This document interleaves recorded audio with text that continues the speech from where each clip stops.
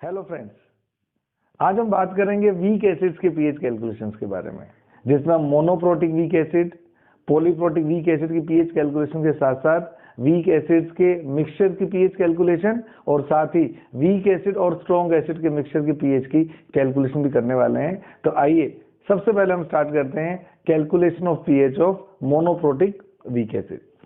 ये जो monoprotic weak acid है, ये वो एसिड्स हैं जिनके अंदर केवल एक ही प्रोटॉन है। पीएच कैलकुलेशन ऑफ मोनोबेसिक कह दो या मोनोप्रोटिक कह दो, एक ही बात है। Monobasic weak acid, pH calculation of monobasic weak acid. जैसे मान लीजिए आपके पास HA का सॉल्यूशन हो, तो किस तरह से आयनाइज होगा? H positive and A negative. इसका अगर आयनन की मात्रा अल्फा है तो ये 1 माइनस अल्फा अल्फा अल्फा, और प्रारंभिक सांद्रता C होने पर ये इस तरह से इंडिकेट किया जाएगा। हम लोग जानते हैं कि साम्यावस्था स्थिरांक जो होता है वो उत्पाद की सांद्रता और अभिकारक की सांद्रता के रेशो के बराबर होता है। तो जब इसको हम सोल्व करते हैं तो ये आता है alpha square C upon 1 minus alpha. तो ये है Ka। इसको दुर्बल अम्ल का वियोजन स्थिरांक कहा जाता है। Ka क्या कहा जाता है? इसे दुर्बल अम्ल का वियोजन स्थिरांक कहा जाता है। इसे दुर्बल अम्ल का वियोजन स्थिरांक कहा जाता है, या आयनन स्थिरांक भी कहा जाता है। वियोजन स्थिरांक या आयनन स्थिरांक भी कहा जाता है बच्चों। अब फिर वही बात, अल्फा की वैल्यू अगर 1 से बहुत कम हो तो हम 1 माइनस अल्फा को अप्रोक्सीमेटली 1 मान सकते हैं। अगर नहीं हो फिर हमें पूरा कैलकुलेट करना पड़ेगा। अगर नहीं होगी तो alpha square C is equal to हो जाएगा Ka माइनस Ka अल्फा, यानी कि alpha square C plus Ka alpha minus Ka is equal to 0। तो मुझे क्वाड्रेटिक इक्वेशन के थ्रू इसको सोल्व करना पड़ेगा। Minus Ka plus minus root of K का square plus 4Ka divided by 2 से, डिवाइडेड बाय 2C। इस तरह से मुझे इसको पूरे को कैलकुलेट करना पड़ेगा। लेकिन अगर मैंने बोला 1 minus alpha approximately equal to 1 है, तो उस केस में Ka can be written as only alpha square C। उस स्थिति में अल्फा का अप्रोक्सीमेट मान Ka बाय C रूट से दिया जाता है। और अगर हमें H प्लस की कंसंट्रेशन निकालनी है, जो कि मेरे एक्सप्रेशन में कितनी है, अल्फा और C के बराबर है, अल्फा C के बराबर है, तो चाहे तो मैं अल्फा C का फॉर्मूला लगा लूं, चाहे अल्फा की ये वाली वैल्यू पुट करूंगा, तो रूट से रूट नीचे कैंसिल हो जाएगा। तो मेरे पास H प्लस की कैलकुलेशन का फॉर्मूला आ जाएगा रूट K इंटू C। तो ये इंपॉर्टेंट फॉर्मूलाज हैं। यहाँ से हम K निकाल सकते हैं। यहाँ से अगर अल्फा बहुत कम नहीं दिया हुआ तो हम अल्फा की वैल्यू निकाल सकते हैं क्वाड्रेटिक को सोल्व करके। ये तीसरा इंपॉर्टेंट फॉर्मूला है अल्फा का निकालने के लिए, और ये H प्लस को निकाल सकते हैं। इससे हम पीएच निकालेंगे। अगर हमारे पास H प्लस कंसंट्रेशन आ गई है तो पीएच निकालने में कोई दिक्कत नहीं है। PH is what? Minus log of H positive. So pH is equal to minus log of bracket में root Ka into C। pH is equal to, अब इस रूट की जगह हम क्या कर सकते हैं? पावर कर सकते हैं। इसकी पावर कर सकते हैं 1/2। तो आप लोग जानते ही हैं पावर आगे आ जाती है, half log Ka into C। तो pH हो जाएगा minus half log Ka minus half log C। आप लोग जानते हैं माइनस लॉग Ka को क्या बोला जाता है? pKa। तो हाफ कॉमन ले लीजिए, pKa माइनस लॉग C। तो ये एक और दूसरा वर्जन है पीएच का डायरेक्ट फॉर्मूला निकालने का। तो ये आपका फॉर्मूला नंबर 5 हो जाता है। तो इन फॉर्मूलाज को यूज करके हम किसी भी वीक एसिड के आयनन की मात्रा, वीक एसिड के डिसोसिएशन कांस्टेंट या आयनाइजेशन कांस्टेंट, वीक एसिड के H+ की कैलकुलेशन और फाइनली वीक एसिड के सॉल्यूशन की pH कैलकुलेशन बड़े आराम से कर सकते हैं। तो पहला केस हो गया वीक एसिड के बारे में। अब हम बात करेंगे इसके आगे, अब हम बात करेंगे ऐसा वीक एसिड जो कि पॉलीप्रोटिक है, जिसके अंदर एक से ज्यादा प्रोटॉन देने की कैपेसिटी है, उसको हम पॉलीप्रोटिक वीक एसिड कहते हैं। और अगर उसकी पीएच कैलकुलेशन करनी हो तो फिर हमें कॉन्सेप्ट लगाना पड़ता है साइमल्टेनियस इक्विलिब्रियम का, क्योंकि उसमें दो या दो से ज्यादा स्टेप में H पॉजिटिव आयन रिलीज होते हैं। तो मोनोबेसिक की जगह कर देते हैं हम पॉलीबेसिक, मोनोबेसिक की जगह कर देते हैं हम पॉलीबेसिक। तो पॉलीबेसिक में डाइप्रोटिक, ट्राइप्रोटिक कई टाइप के आ सकते हैं। तो पहले अगर मैं बात करूं डाइप्रोटिक एसिड की, पहले मैं बात करता हूं डाइप्रोटिक एसिड की। ऐसा वीक एसिड जिसमें दो प्रोटॉन देने की कैपेसिटी हो। याद रखिएगा ये स्टेप बाय स्टेप डीप्रोटोनेशन करता है हमेशा। तो फर्स्ट स्टेप में जिसका आयनन स्थिरांक K1 बोलते हैं, केवल एक प्रोटॉन रिलीज होता है। अगला, अभी इसके अंदर भी एक प्रोटॉन है, तो अगले स्टेप में Ha- देगा H+ और A-2। ये इसका सेकेंड स्टेप है। मान लीजिए इसकी प्रारंभिक सांद्रता है C1, तो बेटा ये होगा C1 - X, ये होगा X और ये होगा X। साइमल्टेनियस इक्विलिब्रियम में आप पढ़ चुके हो, ये X यहाँ ट्रांसफर होगा तो ये होगा X - Y, ये होगा Y, ये होगा Y। हम जानते हैं कि कॉमन स्पीशीज की कंसंट्रेशन सेम रखनी होती है, तो यहाँ पर भी मैं X - Y करूंगा और यहाँ पे भी H है, ये भी H है, तो ऊपर भी H की कंसंट्रेशन X + Y ली जाएगी और नीचे भी H की कंसंट्रेशन X + Y ली जाएगी। अगर मैं दोनों एक्सप्रेशन में वैल्यू पुट करता हूं, Ka1 की बात करते हैं, तो K1 आएगा ये रहा प्रोडक्ट की कंसंट्रेशन और ये रही बेटे रिएक्टेंट की कंसंट्रेशन। आप लोग इस बात का ध्यान रखिएगा कि क्योंकि ये वीक एसिड है, तो क्या मैं ठीक कह सकता हूं C1 X से बहुत बड़ा है और X Y से बहुत बड़ा है। वीक एसिड का आयनाइजेशन बहुत थोड़ा सा होता है, आप जानते ही। तो ये X कौन सी अमाउंट है, इसकी आयनाइज होने वाली अमाउंट है। तो क्या मैं X को C1 के कंपैरेटिवली और Y को X के कंपैरेटिवली बहुत छोटा मान सकता हूं? और अगर मैं ऐसा कर सकता हूं तो क्या मैं ठीक कह रहा हूं X + Y approximately equal to हो जाएगा X - Y। जब Y की वैल्यू X की कंपैरेटिवली बहुत थोड़ी है, तो क्या तो मैं इसको जोड़ूं और क्या मैं इसको माइनस करूं?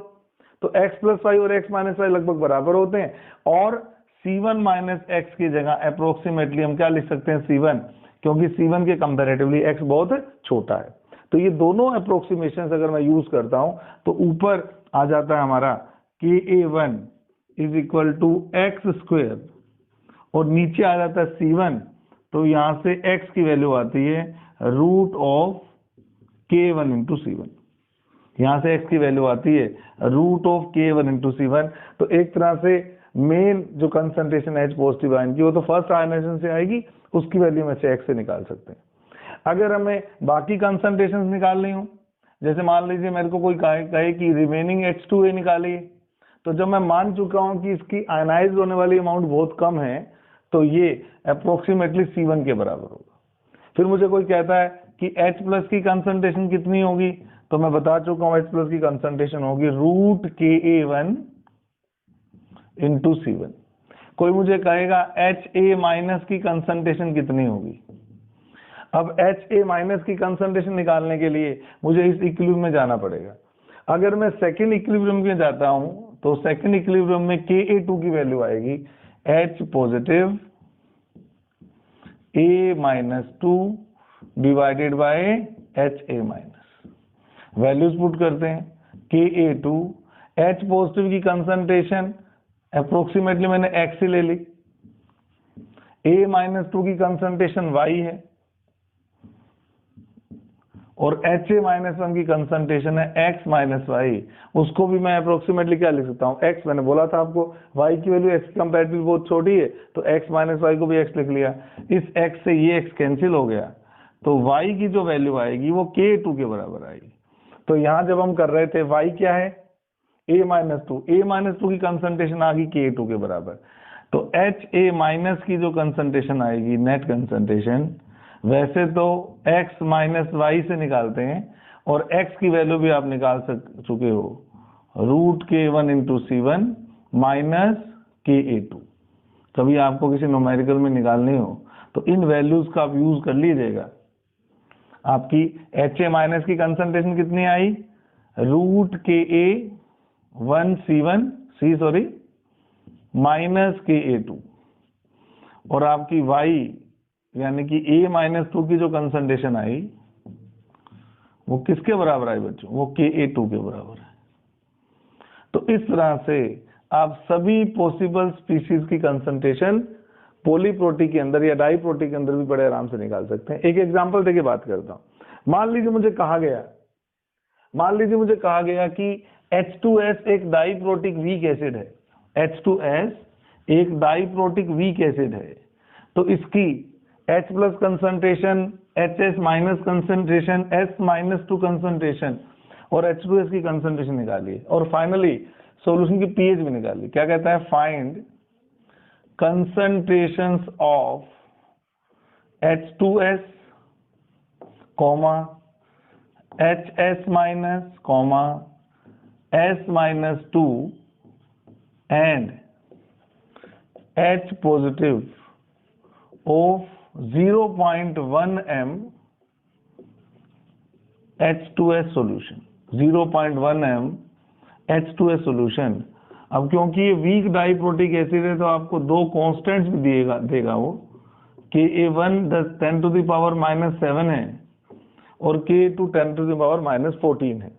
तो आइए इस तरीके से हम निकालते हैं। अब A की जगह S हो गया तो पहली कंसंट्रेशन तो आई गई, H2S कितनी होगी, C1 के बराबर। C1 कितनी है, 0.1 मोलर।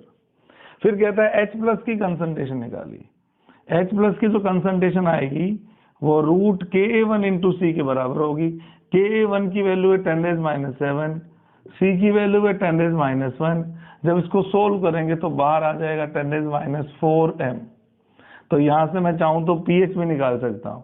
pH क्या होती है, -log ऑफ H पॉजिटिव, तो pH आपकी अप्रोक्सीमेटली 4 के बराबर आ जाएगी। फिर अगर हम बात करें HS-1 की, तो मैं बता चुका हूं इसकी जो कंसंट्रेशन आएगी ये आपको H प्लस की कंसंट्रेशन में से Ka2 की वैल्यू माइनस करनी चाहिए वैसे तो, पर जैसे मैंने देखा H प्लस की कंसंट्रेशन तो 10⁻⁴ है और Ka2 की वैल्यू 10 टू द पावर -14 है। आपको साफ दिख रहा है ये इतनी कम वैल्यू है इसकी comparatively, it can be neglected.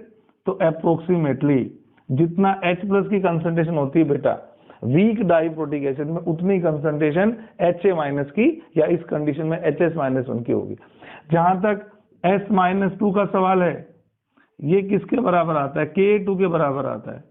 तो S-2 की जो कंसंट्रेशन होगी वो 10 टू द पावर -14 होगी। इस तरह से हम वीक डाईप्रोटिक एसिड की सॉल्यूशन की पीएच भी बिल्कुल आराम से निकाल सकते हैं। ये तो बात होगी वीक डाईप्रोटिक एसिड की पीएच कैलकुलेशन की। अब अगर हम आगे चलें तो हम बात करते हैं वीक एसिड और स्ट्रॉन्ग एसिड के मिक्सचर की पीएच कैलकुलेशन किस तरह से निकाली जाती है। और यहां हम एक बहुत इंपॉर्टेंट फिनोमेना पढ़ने वाले हैं, that is common ion effect.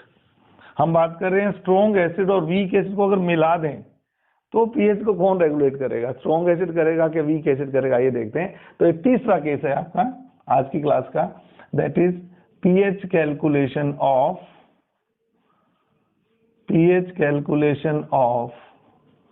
mixture of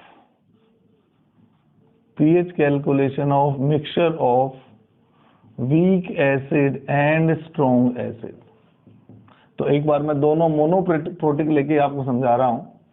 अगर मैं किसी वीक मोनोप्रोटिक एसिड में स्ट्रॉन्ग मोनोप्रोटिक एसिड मिला दूंगा तो किस तरह से वो इक्विलिब्रियम को डिस्टर्ब करता है और फाइनल कैलकुलेशन किसकी फेवर में जाती है, आइए हम उसकी बात करते हैं। मान लीजिए मैंने HCl लिया हुआ है किसी क्लोज कंटेनर में, जो कि आप जानते हैं पूरा आयनाइज होता है। तो अगर इसकी कंसंट्रेशन C2 है और ये पूरा आयनाइज होता है तो थोड़ी देर में ये फुल्ली आयनाइज होकर H पॉजिटिव की और Cl नेगेटिव की कितनी मोलैरिटी बना देगा, C2। अगर इसके अंदर मैंने एसिटिक एसिड को ऐड किया जो कि एक वीक एसिड है, मान लीजिए इसके अंदर मैंने एक एसिटिक एसिड को ऐड किया जो कि एक वीक एसिड है, तो वो किस तरह से आयनाइज होगा? C1 minus x NX। पर हम जानते हैं कि ऑलरेडी इस सॉल्यूशन में C2 प्रेजेंट है, किसका? H प्लस का। तो इसकी जो कंसंट्रेशन नेट ली जाती है वो ली जाती है X प्लस C2। याद रखिएगा ये जो आयनाइज होने वाली मात्रा है ये C2 की उपस्थिति में आयनाइज हुई है। ऐसा नहीं कि पहले आयनाइज हुई उसके बाद C2 डाला। C2 की प्रेजेंस में जितना भी आयनाइज होगा उसको मैंने X से डिनोट कर दिया। अब इस एक्सप्रेशन में मेरे को अगर H पॉजिटिव निकालने हैं तो X प्लस C2 से आएंगे। तो मैं क्या करूंगा? मैं साम्यावस्था नियतांक Ka किसके बराबर होगा? X plus C2 divided by C1 minus X। अगर मैं इसको क्रॉस मल्टीप्लाई करता हूं इधर तो ये होता है Ka C1 minus Ka X is equal to x square plus C2X के। अब इसमें भी x आ रहा है, इसमें भी x आ रहा है, तो क्यों ना इसको हम जोड़ दें। तो x square plus x C2 plus Ka minus Ka C1 is equal to 0। एक क्वाड्रेटिक इक्वेशन आ जाएगी मेरे पास में। और मैं अच्छे से जानता हूं कि C2 की वैल्यू बहुत बड़ी होगी Ka के कंपैरेटिवली। आप लोग जानते हैं कि वीक एसिड के Ka की वैल्यू बहुत कम होती है, 10 की पावर -5 -6 -7। तो अगर C2 प्लस Ka की अंदर मैं Ka को नेग्लेक्ट कर दूं बहुत थोड़ी वैल्यू के साथ में, तो ये हो जाएगा, मेरी इक्वेशन बन जाएगी x square plus x C2 minus Ka C1 is equal to 0।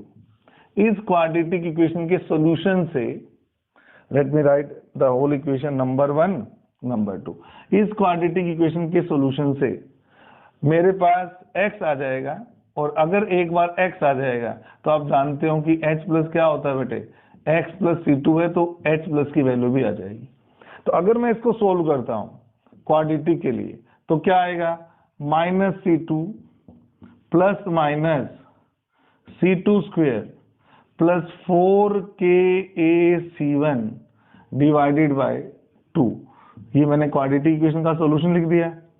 अब अगर मेरे पास x आ गया तो मुझे C2 प्लस x निकालने के लिए h प्लस, जब मैं इसमें C2 ऐड करूंगा तो 2C2 माइनस C2, तो ये हो जाएगा C2 plus minus C2 square plus 4Ka C1 divided by 2। तो आप चाहे इस फाइनल एक्सप्रेशन को देख लीजिए। इस फाइनल एक्सप्रेशन से डायरेक्टली मैं H प्लस की कंसंट्रेशन निकाल सकता हूं। मैं डायरेक्टली X प्लस की कंसंट्रेशन निकाल सकता हूं। एक और बढ़िया बात आप सीख सकते हैं, आप लोग जानते हैं कि जो अल्फा होता है जिसको आप वियोजन की मात्रा कहते हैं वो आयनित अंश अपॉन इनिशियल मोल्स पे डिपेंड करता है। तो क्या मैं ठीक कह रहा हूं? आयनित अंश, कितना अंश आयनित हो गया? X, और कितने पे हो गया? C1 पे। तो जब आप यहां से x की वैल्यू निकालेंगे उसको C1 से डिवाइड करके नया यानी कि रिफाइंड मॉडिफाइड अल्फा की वैल्यू निकाल सकते हैं। आप कहेंगे मॉडिफाइड क्यों सर? क्योंकि ये जो अल्फा होगा वो पुराने वाले अल्फा से कम होगा, इसीलिए मैं इसको बोल रहा हूं। कौन सा इफेक्ट है? इसको सम आयन प्रभाव भी कहते हैं। इस प्रभाव को सम आयन प्रभाव भी कहते हैं। अब सम आयन प्रभाव का मतलब क्या है? जब भी किसी दुर्बल विद्युत अपघट्य में एक ऐसा प्रबल विद्युत अपघट्य मिला दिया जाता है जिसके अंदर एटलीस्ट एक कॉमन आयन प्रेजेंट हो, ये दोनों कॉमन है ना HH, तो उस स्थिति में दुर्बल विद्युत अपघट्य के आयनन की मात्रा घट जाती है। इस प्रभाव को सम आयनन प्रभाव कहते हैं। क्या मैंने बोला? किसी वीक इलेक्ट्रोलाइट में कोई ऐसा स्ट्रॉन्ग इलेक्ट्रोलाइट मिला हो जिसमें कम से कम एक कॉमन आयन हो, तो वीक इलेक्ट्रोलाइट जिसका आयनन की मात्रा वैसे ही बहुत कम थी, मिलाने के बाद ये और कम हो जाती है, इसको बोलते हैं हम सम आयनन प्रभाव। तो इस कैलकुलेशन के बेस पर हम देखेंगे कि न्यूमेरिकल में अगर मैं एसिडिक एसिड में HCl मिला दूंगा तो pH कितनी आएगी, और हमें पता लगेगा कि उस pH में एक ज्यादा कंट्रोल स्ट्रॉन्ग एसिड का है या वीक एसिड का। आइए देखते हैं। मान लीजिए मुझे क्वेश्चन दिया गया कि किसी सॉल्यूशन में HCl और एसिटिक एसिड की कंसंट्रेशंस गिवन है और बताइए सॉल्यूशन की पीएच कितनी होगी। तो मैं किस तरह से उसको सोल्व करूंगा आइए देखते हैं। न्यूमेरिकल्स के साथ साथ लेके चलते हैं अपन। तो क्वेश्चन नंबर 2 आज का ये कह रहा है कि जलीय विलयन में या किसी जलीय विलयन में HCl की सांद्रता भी दे रखी है बेटे 0.01 m और एसिटिक अम्ल की भी सांद्रता दे रखी है 1 m। कह रहा है pH की गणना करो, pH की गणना करो। एक ऐसे विलयन की pH की गणना करो जिसके अंदर HCl और एसिटिक एसिड दोनों मौजूद हैं। याद रखिएगा कि जब भी दोनों की सांद्रताएं दे रखी होंगी तो मैंने जो सिंबल यूज किया वही कर लेता हूं। इसके लिए मैंने C1 सिंबल यूज किया था और इसके लिए मैंने C2 सिंबल यूज किया था। तो मैं डायरेक्ट ही आता हूं अपने पॉइंट पे। मैंने बोला H प्लस की जो सांद्रता आएगी वो C2 प्लस माइनस। अब माइनस का तो कोई रोल है नहीं क्योंकि ये वाली जो टर्म बनेगी C2 से बड़ी बनेगी और H प्लस की कंसंट्रेशन माइनस में तो आ नहीं सकती। तो आप क्वाड्रेटिक के प्लस माइनस को हमेशा प्लस मान के डील किया करो। C2 plus C2 square plus 4KaC1 upon 2 यही था फॉर्मूला। C2 किसकी सांद्रता होती है? स्ट्रॉन्ग एसिड की। स्ट्रॉन्ग एसिड की कंसंट्रेशन है 0.01 प्लस अब 0.01 का स्क्वायर करेंगे तो बेटा 10 की पावर -4 आएगी। और हाँ मैंने आपको एसिटिक एसिड का वियोजन स्थिरांक नहीं दिया हुआ, इसका मान है 1.8 गुना 10 की पावर -5 ये आपको दिया होगा। तो 4 गुना में 1.8 गुना 10 की पावर -5 और C1 क्या होता है? वीक एसिड की कंसंट्रेशन वो आपको केवल 1 मोलर दे रखी है तो इसलिए इसका कोई फर्क नहीं पड़ेगा, डिवाइडेड बाय 2। अब अगर मैं इसको कैलकुलेट करता हूं तो ये है 10⁻²। ध्यान दीजिएगा ये रहा 10⁻4 और ये 7.2 इंटू 10⁻5। तो क्या इसको मैं 10 इंटू 10⁻5 लिख सकता हूं? क्या 10⁻4 की जगह पर 10 इंटू 10⁻5 लिख सकता हूं? यस। तो 10 और 7.2 को अगर ऐड करूंगा तो 17.2 इंटू 10 टू द पावर -5 होगा। 17.2 इंटू 10 टू द पावर -5 होगा, जिसको मैं 1.7 इंटू 10 टू द पावर -4 लिख सकता हूं, डिवाइडेड बाय 2। जब मैं इसका रूट लेता हूं, आप कैलकुलेटर से ले लीजिएगा, मुझे तो वैल्यू याद है, 1.7 का रूट होता है 1.31 और जब ये बाहर आएगा 10 की पावर -4 तो क्या बन जाएगा? 10 की पावर -2। तो ये हो जाएगा बेटा 10 की पावर -2 प्लस 1.31 इंटू 10 की पावर -2 अपॉन 2। तो 1 इंटू 10⁻² और 1.31 into 10⁻², it will become 2.31 into 10⁻² upon 2। और जब आप इसको सोल्व करेंगे तो ये 1.15 इंटू 10⁻² बनेगा। तो इस तरह से मेरे पास क्या आ गई? H पॉजिटिव आयन की कंसंट्रेशन आ गई और H प्लस आयन की कंसंट्रेशन आते ही मैं क्या निकाल सकता हूं? pH को कैलकुलेट कर सकता हूं, minus log of 1.15 10 to the power -2। आपको इसकी शॉर्ट ट्रिक बताई रखी, क्या होगी pH? 2 minus log of 1.15। अभी लॉग की वैल्यू देखने जाऊंगा तो टाइम लगेगा। अप्रोक्सीमेटली लॉग 1.1 की वैल्यू होती है 0.04, तो अप्रोक्सीमेटली मैं 0.04 लेके इसको कैलकुलेट कर रहा हूं। तो ये जो आपकी pH आएगी वो 1.96 के आसपास आएगी। अब आप देखिए अगर खाली HCl होता तो pH कितनी आती? 2। और अगर एसिडिक एसिड का मिक्सचर है तो pH कितनी आ रही है? 1.96। यानी कि ये वैल्यू क्लोज है HCl के कारण होने वाली pH कैलकुलेशन के, उसके क्लोज नहीं है एसिडिक एसिड के, क्योंकि H प्लस की कंट्रीब्यूशन में ज्यादा जो रोल प्ले करता है वो हमेशा स्ट्रॉन्ग एसिड करता है, क्योंकि वो पूरा पूरा आयनाइज होता है और वीक एसिड का कंट्रीब्यूशन बहुत थोड़ा सा होता है। लेकिन याद रखिएगा वीक एसिड मिलाने के कारण जो आपकी एसिडिक नेचर आई है या जो pH आई है, एसिडिक नेचर तो थोड़ी सी बड़ी है। क्यों? क्योंकि pH की वैल्यू थोड़ी सी कम आई है, किससे? 2 से। जब pH 2 आती तो मोर लेस एसिडिक होता और pH अगर 1.9 से आई है तो थोड़ा सा ज्यादा एसिडिक हो गया। किसके कारण से? HCl में एसिडिक एसिड की प्रेजेंस के कारण से। तो इस तरह से हम इन कैलकुलेशन को प्रोसीड कर सकते हैं। ये तो बात हो गई वीक एसिड की मोनोप्रोटिक की, पॉलीप्रोटिक की और मिक्सचर की। अब हम बात करते हैं दो वीक एसिड का मिक्सचर दे दिया जाए तो क्या होगा। PH calculation of mixture of two weak acids. अगर मुझे दो दुर्बल अम्लों का विलयन दे दिया जाए तो मैं किस तरह से पीएच कैलकुलेशन करूंगा, आइए देखते हैं।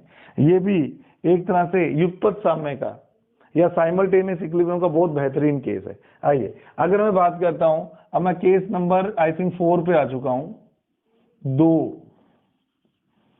दुर्बल अम्लों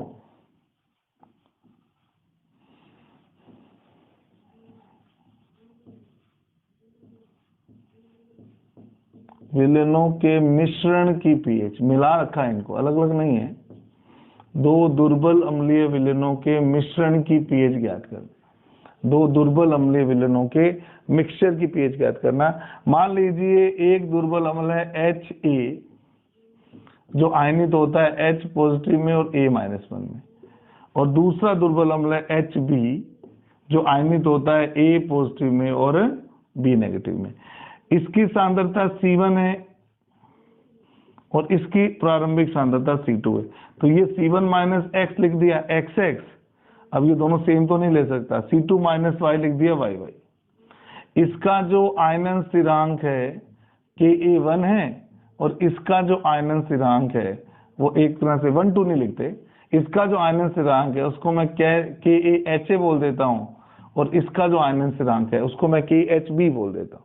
तो अगर मैं कैलकुलेट करता हूं, हाँ एक चीज और आप लोगों ने सीखा हुआ है साइमल्टेनियस इक्विलिब्रियम में कि कॉमन स्पीशीज की सांद्रता सेम रहनी चाहिए। तो क्या मैं ठीक कह रहा हूं, दोनों ही साम्यों पर H प्लस की सांद्रता यहां भी x प्लस वाई ली जाएगी और यहां भी x प्लस वाई ली जाएगी। तो अगर मैं वैल्यू पुट करता हूं, मैंने बोला H positive A negative upon HA, तो अगर वैल्यू पुट की जाएंगी तो ये आएगी x plus y multiply by x upon C1 minus x। अगर मैं इस वैल्यू में कि HA की वैल्यू में x को C1 की कंपैरेटिवली नेग्लिजिबल मान लूं तो ये हो जाएगा x plus y into x upon C1। तो मल्टीप्लाई कर रहा हूं तो मेरे पास आ जाएगा x की वैल्यू, x कितना होगा KaHA C1 upon x plus y. इस तरह से मैं x की कैलकुलेशन कर सकता हूं, नंबर 1 डाल देता हूं। अगर मैं इस इक्वेशन से Ka2 यानी कि KaH भी लिखता हूं तो डायरेक्ट वैल्यू पुट कर रहा हूं, ये आएगा बेटे x plus y into y upon C2 minus y. यहां पर मैं वही काम करूंगा, यहां पर मैंने C1 के कंपैरेटिवली x को छोड़ा था और यहां पर मैं C2 के कंपैरेटिवली y को छोड़ रहा हूं। तो इधर चलते हैं, KaHB की वैल्यू जो आएगी वो आ जाएगी x plus y multiply by y upon C2। वापस वही क्रॉस मल्टीप्लाई करूंगा तो डायरेक्ट अगर लिखूं मैं y की वैल्यू x के सामने लिख रहा हूं, क्या होगी KaHB C2 upon x plus y. तो आप देख पा रहे हैं कि दोनों एक्सप्रेशंस लगभग एक जैसे से आ गए। x की वैल्यू आ रही Ka1 C1 upon x plus Y और इसकी वैल्यू आ रही Ka2 C2 upon x plus Y. अगर मैं x और y को जोड़ दूं, इक्वेशन फर्स्ट और सेकंड को ऐड कर दूं, फर्स्ट और सेकंड को ऐड कर दूंगा तो क्या होगा, ऐड करते ही ये हो जाएगा, इन दोनों को सम कर दिया is equal to KaHA C1 plus KaHB C2 upon x plus y हो जाएगा। क्रॉस मल्टीप्लाई कर दो, क्रॉस मल्टीप्लाई कर दोगे तो x प्लस वाई का whole square is equal to KaHA C1 plus KaHB C2 के बराबर होगा, और जब स्क्वायर हटता है तो ये रूट में आ जाता है। यानी कि इस सॉल्यूशन में नेट H पॉजिटिव की जो कंसंट्रेशन होगी वो होगी KaHA C1 plus KaHB C2 के सम के रूट के बराबर। इस तरह से मैं इसकी पीएच कैलकुलेशन बिल्कुल आराम से कर सकता हूं। अगर 2 वीक एसिड अगर मिला देगा या 3 मिला देगा तो बस आपको जितने वीक एसिड मिलाएगा उन सब के K1C1 plus K2C2 plus K3C3 को सम करके रूट लेना है और आपके पास में उन वीक एसिड्स के मिक्सचर की पीएच कैलकुलेशन आराम से आ जाएगी। तो इतना काम है जो आज की क्लास में आपने करना है। नेक्स्ट क्लासेस में हम बात करेंगे सोल्ट की पीएच कैलकुलेशंस की, डिग्री ऑफ हाइड्रोलाइसिस की। तो अगली क्लास तक आपका बहुत बहुत धन्यवाद। आप इसको पढ़िए, देखिए, बार बार रिवाइंड करके देखिए और न्यूमेरिकल जरूर प्रैक्टिस कीजिए, क्योंकि बिना न्यूमेरिकल प्रैक्टिस के ये कॉन्सेप्ट आपको अच्छे से इनकलकेट नहीं हो पाएगा। आपने इस पूरी लेक्चर को सुना ध्यान से, इसके लिए बहुत बहुत धन्यवाद। Thank you so much.